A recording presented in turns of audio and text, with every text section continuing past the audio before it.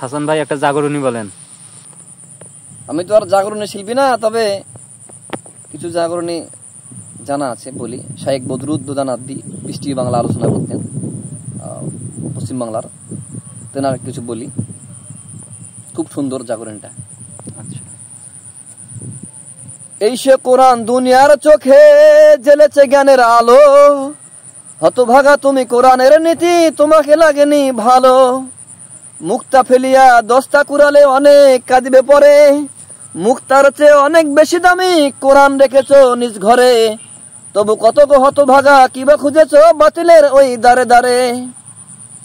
কোরআন চুষিয়া তৃষ্ণা মিটাতে আমেরিকা দেখো চাই জাহাজ, কোরআন মন্থন করিয়া ইউরোপ ধরায় গড়েছে স্বর্গরাজ। গুপ্ত ধনের যত সন্ধান কোরআন জানাতে পারে, তবু কত গো হতভাগা কিবা খুঁজেছো বাতিলের ওই দারে দারে। এই সে কোরআন দুনিয়ার চোখে জ্বেলেছে জ্ঞানের আলো, হতভাগা তুমি কোরআনের নীতি তোমাকে লাগেনি ভালো। মুক্তা ফেলিয়া দস্তা কুড়ালে অনেক কাঁদিবে পরে, মুক্তার চেয়ে অনেক বেশি দামি কোরআন রেখেছো নিজ ঘরে। তবু কত গো হতভাগা কিবা খুঁজেছো বাতিলের ওই দারে দারে। ঠিক আছে তো নাকি? মাশাআল্লাহ, হ্যাঁ, অনেক গুরুত্বপূর্ণ এই সঙ্গীতটি, শাইখ বদরুদ্দোজা নাদভীর গাওয়া। মানুষ তো আর কোরআনের দাম দেয় না, যে কোরআন পড়ে সেও কোরআন বোঝে না, কি বলছি না বলছি।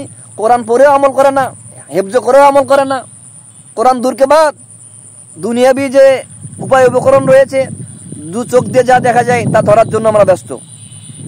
তবে কোরআন একটা অনেক গুরুত্বপূর্ণ বিষয়, আমরা বুঝতে পারছি তো নাকি?